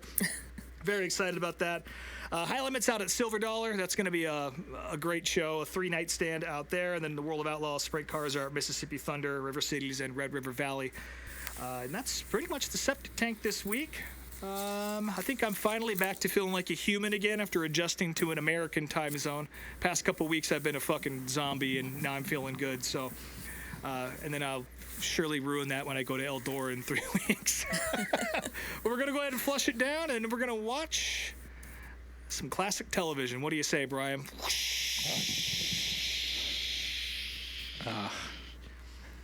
Open the shower curtain up. So excited to talk about this. So I picked an episode of Baywatch last week that was titled the Baywatch Grand Prix. This was supposedly surrounding some sort of, I thought it was a Trans Am race, but I don't know if it was late models or something, but it had a racing theme to it, and I was like, you know what, let's do it. I like watching old dumb TV shows that have some sort of a racing plot to it, and I originally was trying to find the Dukes of Hazzard episode with Cale Yarborough, but it's not on YouTube. But this was easier to find. I don't think Dukes of Hazzard is streaming anywhere at this point. So, but Baywatch is on. It's on Peacock, and again, if you just Google this episode, it pops right up on Dailymotion, so it's pretty easy to watch. But this episode starts off. We see a couple arguing on a boat, and the guy, I guess he's got his financial trouble and his health is failing, and he wants to kill himself out on the ocean. And he drags his wife out on this boat, and basically his plan was to get on a dinghy and do it there. Now, he had a gun, but he wasn't going to shoot himself on this dinghy. What he did was he starts opening up, he drinks some champagne, and then he shoots holes in the dinghy. He wants to die in the most stupid fucking way possible, just slowly sinking in the middle of the ocean. instantly annoyed the second the show started. So the woman goes and finds a couple of lifeguards, and they go over and rescue the guy. And his quote was, "I can't even kill myself in peace." So that was a great way to start things off. My favorite part was one of the lady lifeguard swimming with her head above water, looking around everywhere frantically, saying, I don't see him. I don't see him. No shit. He's drowning under the water. And he's underneath the boat, too. Like, he's underneath this capsized boat, which, again, terrible like, lifeguard. that's... Good place to look. Awful. First place I would look. So back on the land, we see David Hasselhoff with some child that's not his son. He did have a son. So I should also say this was a later season. Like, this is after Pam Anderson and a lot of like Yasmin Bleeth and all the lifeguards that we kind of knew when the show was at its height. They were all gone. It was basically David Hasselhoff and a bunch of these ham and eggers that were like second or third string lifeguards or whatever. And then there's this one old looking lifeguard that's bald. He's still ripped. He's probably mid 40s, but like just his head just looks like a fucking accountant. So there's this other kid, and again, not I didn't watch the series religiously or anything. I definitely watched it in the 90s, but I was not watching when this episode was out, and I don't know what the story was. It sounds like David's girlfriend died, who was this kid's mom, and David Hasselhoff is kind of like his guardian now. So he's trying to teach the kid to surf or whatever, and they're in the office, and the kid is going on AOL, and this is very clearly an AOL ad throughout the entire episode because AOL pops up quite a bit, and they go through the whole sequence of getting online and checking his email, and the kid gets an email from his cousin, and he says, well, it's not really my cousin, somebody related to his mom or something that he just calls his cousin now, and his cousin's a race car driver, and they're coming in this weekend, and he wants to stop by the beach, so they invite him out. You see the lifeguards, they're bitching about the suicide rescue, but then they start talking up the concept of, like, the one older lifeguard's brother-in-law is like a TV producer, and they cook up a scheme for a show that's kind of based on their lives on the beach. So basically, like, this is all a meta joke on Baywatch, which is also very entertaining. Like, I thought it was at least we picked an episode with something interesting to talk about, or at least I think it's interesting that they decide to do this meta storyline of let's create a Baywatch TV show and shop it around. Let's see here. The kids trying to surf. They're talking about the driver visiting. And then they're also working on like the pilot and casting this show already. They thought of this episode, this idea 20 minutes ago, and they're already like working on casting for this fucking show. In the background, we see the race car driver is showing up to the beach. Not just the race car driver, the whole fucking hauler. Like, he's just driving the hauler himself, apparently. He just drives the hauler up to the beach. One-man operation. And out walks this very Mediterranean-looking guy. He's got this goofy 90s haircut. He's very, like, his facial structure is very bony and just odd-looking dude. And, of course, it's the AOL car that he's driving. The kid, the dude Damon calls the kid Mr. Email, which is very funny. They say that he's in town for the Kragen Auto Parts 200, and they very specifically name the race more than once, which I thought was odd. Mitch's friend Alex, who we can tell there's some sort of romance-ish thing going on between them, even though they're just coworkers. And Alex is talking about how she doesn't like racing, but then she sees Damon, and all of a sudden, it's on. Like she sees something in him. They introduce the second that they lay eyes on each other, this stupid romantic music starts playing in the background. Oh yeah, it's an instant love connection. Love connection. Mr. Email. So they're catching up, and Mitch brings up the fact that he was a race car driver, that like his parents got him a scholarship to a racing school as a college graduation gift, and he was in this racing school with Mark Martin, who just happens to be in the race on Sunday. And he says, Mark probably won't be happy to see me because he wrecked him in the race. There was a graduation race from the driving school. This is all bullshit. Mark Martin did not go to any fucking driving school. And Mitch is sure as shit not from Arkansas, or wherever the hell Midwest Mark is. So not from Batesville. Yeah.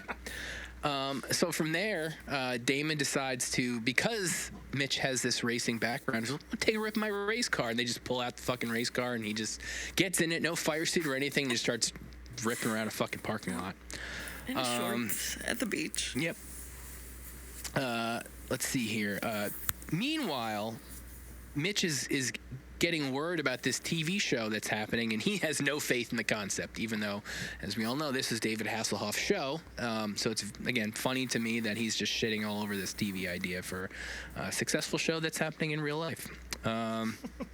So Damon, sensing that there's maybe a connection there with Alex, goes to this kid, and he's asking the kid about Alex and about his her relationship with Mitch, and also what her favorite food is. And it's just like, you're asking like a fucking 6-year-old child to help you get laid here. This is weird tactics. Whatever works. But the kid figures out that, I guess, Chinese is her favorite food. So the next day, Damon shows up to the beach while Alex is lifeguarding, and he's like, I don't even know what I bought, but it smells good. Apparently, in 1998, Chinese food is still a foreign concept to some people. Yeah, I can't imagine Chinese food at the beach being anything anyone would want to enjoy. No, Way not too at all. wet. No, it's, Sand in my fried rice. Yeah. So, of course. Takes a big bite of that egg roll, too. I really fucking hated that. Yeah. So he eats something, and then Mitch rolls up, and Mitch and Alex are talking, and Damon decides to go for a swim. And wouldn't you know it, he starts having some sort of medical issue. It seems like he's choking in the water, which, like, I for sure thought he was choking on that egg roll. Yeah, it looked like he was choking. Didn't chew it all the way because he doesn't understand Chinese food. Which, like, yeah, somehow 5 minutes after stopping eating, he's choking in the middle of the water. So, well, they say you're supposed to wait 30 minutes before you get in the water after you eat. So, I mean, listen, we all know the golden rule, but you know, somehow he didn't follow that. But so they go out and they save him, and oddly enough, they put him on a backboard and stretch him out of there, which, you know, again, odd for someone who clearly didn't die and didn't drown or anything. Like, he seems to be awake and alert. It was at this moment that I knew exactly how the rest of this episode was going to go. Okay. Well, that's good that you did that. So meanwhile, I've watched enough soaps to know how this is going to play out. I mean, yeah, I get that way too sometimes. With, you know, I get that. So meanwhile, the other lifeguards, they're at this TV convention, like some sort of media convention thing, and oddly enough, there's already a Baywatch booth set up there. And it's clearly an actual, I don't know what the conference was or anything, but it's clearly an actual conference they went to and just filmed, you know, shots walking around. It seems like things go well there. At one point, there was a nice little Easter egg where they stumble across Pam Anderson's VIP, which was her show that she did after she was like a detective or something, like a hot, sexy detective. She did that after Baywatch, and they like stumble across that and just look at her confused, which that was a nice little Easter egg for true Baywatch heads. Yeah. Real quick, did you guys notice they didn't strap that guy into the back of the rescue vehicle? It was just an open air ambulance. They just slid him into the back of this truck and took off. I loved that. So we go back to the beach, and this is the day before the race, and Damon's out of the hospital, and he's there to see everybody and give them an update.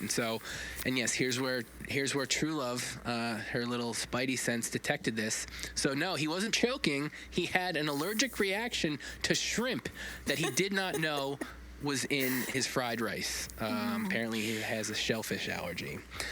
So he's fine. He looks fine. He sounds fine, everything. But the doctor said he's not healthy enough to race the next day. So his backup driver's in Michigan or something racing, and they have nobody else to drive the car. So they ask Mitch to drive the car.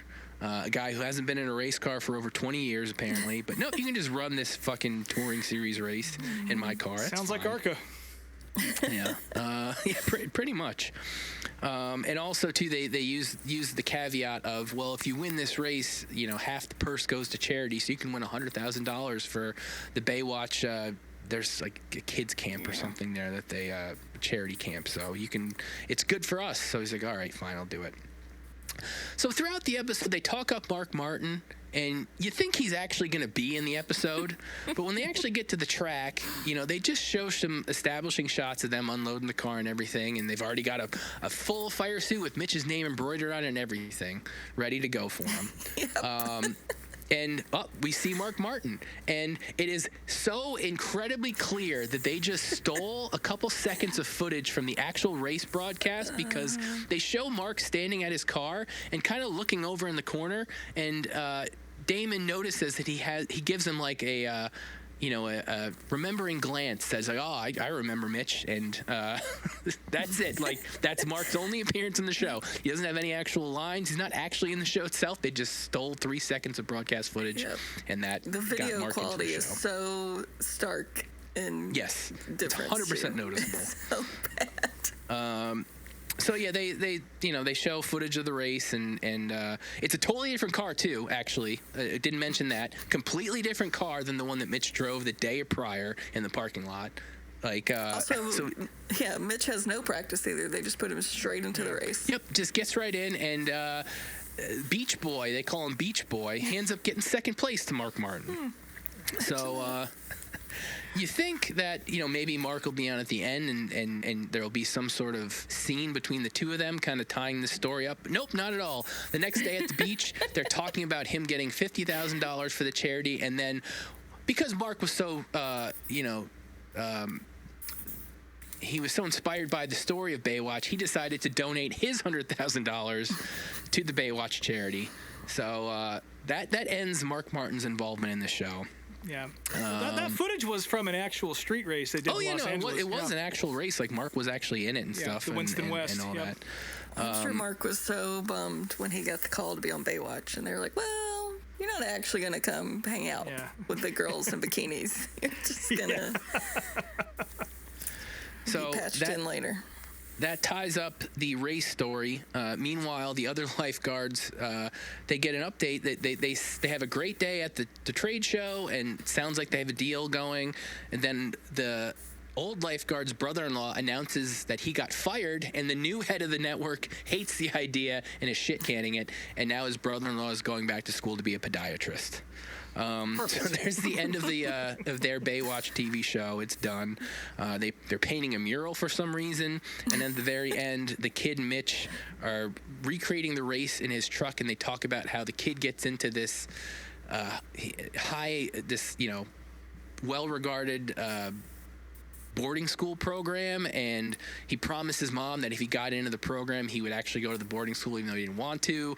But he's like, well, there's schools around here you can go to, so you can stay with me, blah, blah, blah. And that's the end of the episode. So you missed this other part where it's like they're saying goodbye to Damon. He's got to leave. Oh, yeah, they kiss goodbye, yeah. They got the race hauler parked down at the beach again for some reason, and Damon's like, driving it. He's like, I wanted to let you know that for the rest of the season we're going to run this other car, the number 40, the Baywatch car. Yeah, Baywatch car, and all of its winnings are going to go to Camp Baywatch, and they've already got the car set up, fully wrapped. And then the hauler starts honking at him like, we got to go, we're in a hurry, and he turns around to leave, and like the car is off the hauler. The team's like polishing it. Like, okay, why is the car on the hauler if you're in such a hurry to leave? It's not like it's a 5-minute job to get a car in and out of a hauler either. So, well, if they're putting it in the back of the hauler like they put that kid on the back of the ambulance, then it's really not much different. It's true. Also, the mural guy got more airtime on this episode than Mark Martin did. Yeah, it was a whole weird mural montage, and I looked it up. I was like, this guy must be famous if he's getting so much airtime, and he is a famous artist who's known for painting whale murals. So okay, well that makes sense.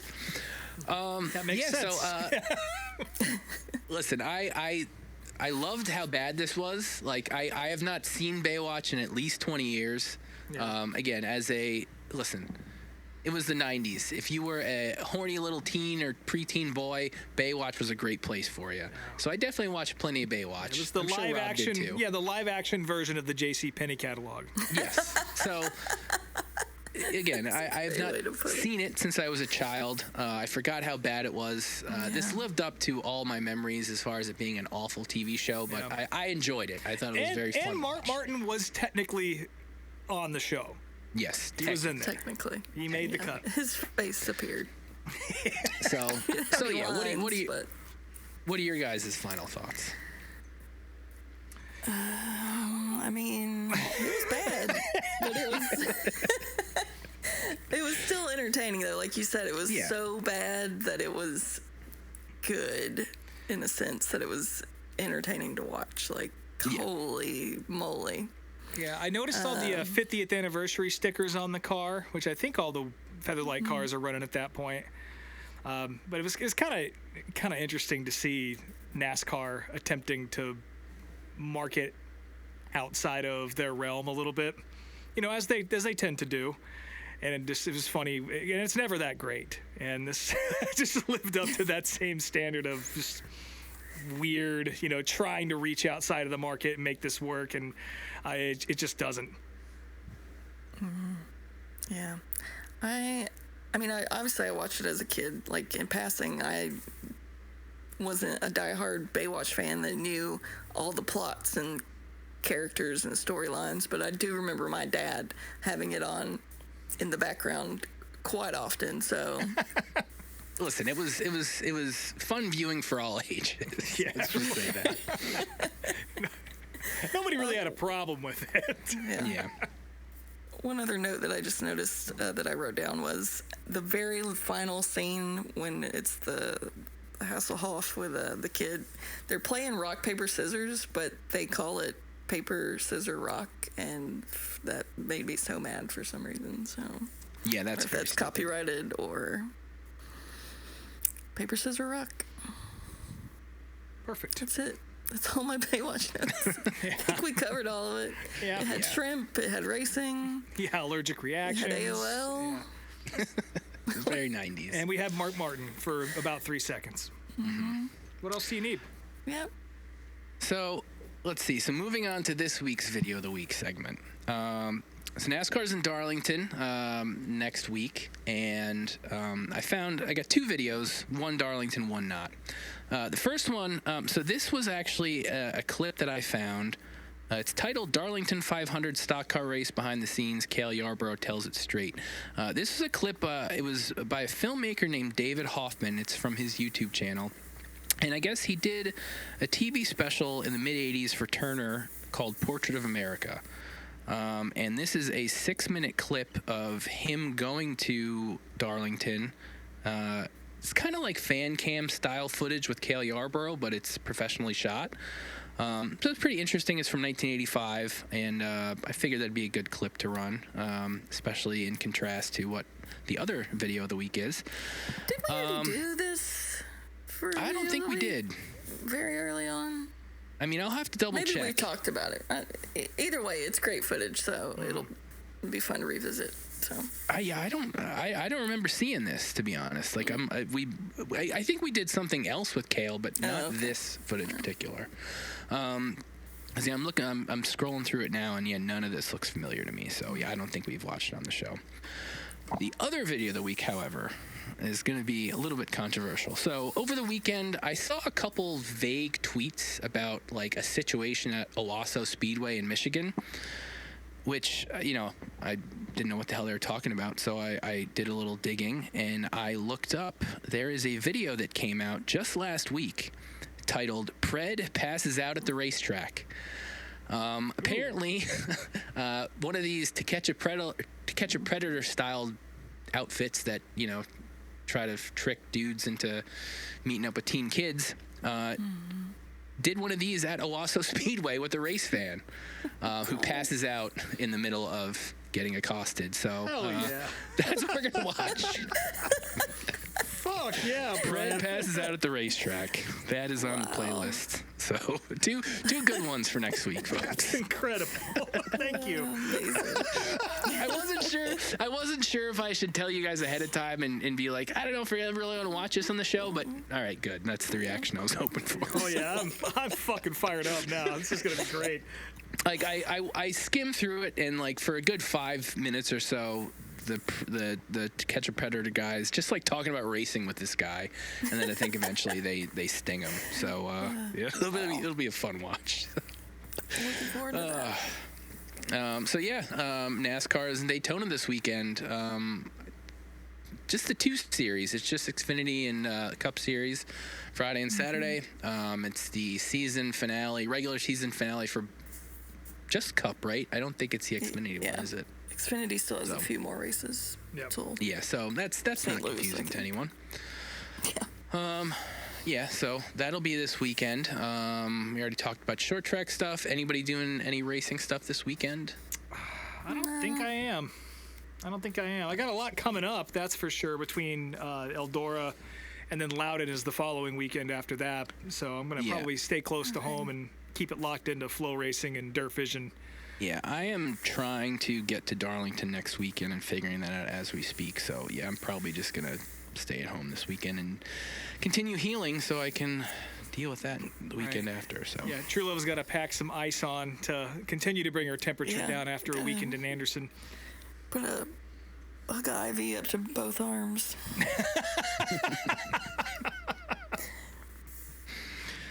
Cool. Well, with that, as always, you can follow us on Instagram at meetmeatapplebees, on Twitter at meetmeatapplebees. I am Speedway Screens on all the things. SpeedwayTSJ.etsy.com is the shop, and MMA Applebees at checkout for 15% off. Shout out to listener Lee in Canada. Used the code over the weekend. Hey, and bought Lee. a Dave Marcus shirt. So thanks, Lee, whoever you are. How about it?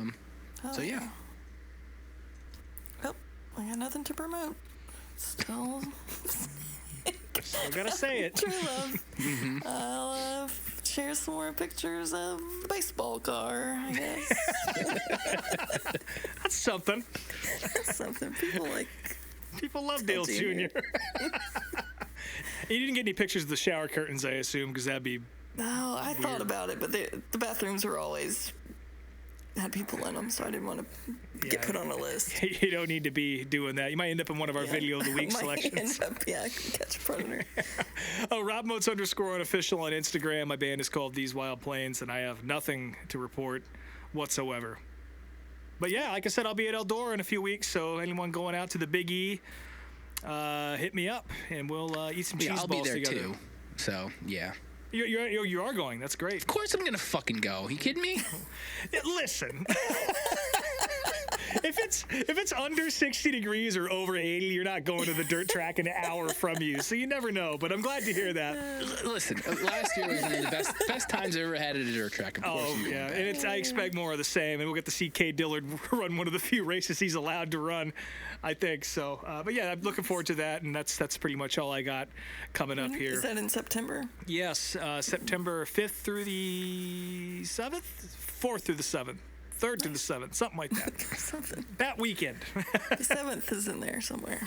But yeah, there's going to be a big crew there, same as always. Unfortunately, I talked to Dillner today. I guess he's not going to be there, so Lord knows what they have him doing. But that's a shame. But there's plenty of other folks to hang out with, and I look forward to seeing them all, and look forward to seeing you, too, at the Big E. That was good. Cool. And with that, looks like the check is here. So thanks for joining us again at Applebee's, and we'll talk to y'all next week.